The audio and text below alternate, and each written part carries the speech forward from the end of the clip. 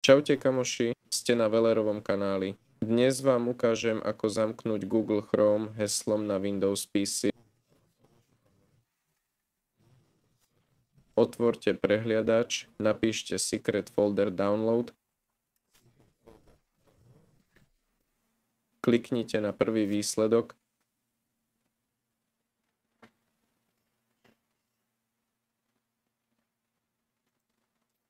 stiahnite a vyberte secret folder. Nainštalujte ho.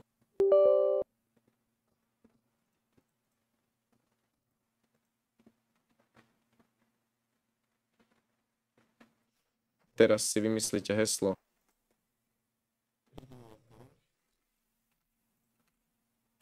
Kliknite na OK.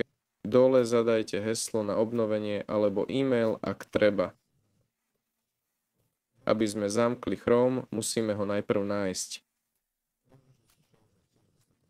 Kliknite naň pravým tlačidlom.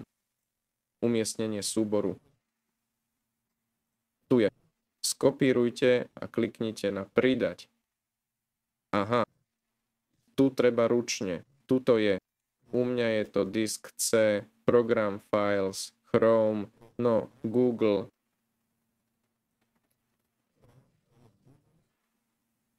Potom Chrome, potom Applications. Vyberte priečinok, kliknite OK. Tak, teraz, keď skúsime otvoriť Chrome, nemáme ho. Aby sa objavil, klikneme tu na odomknúť a Chrome bude fungovať. Tak, ak chcete program vymazať, choďte do vyhľadávania, napíšte pridať alebo odstrániť program.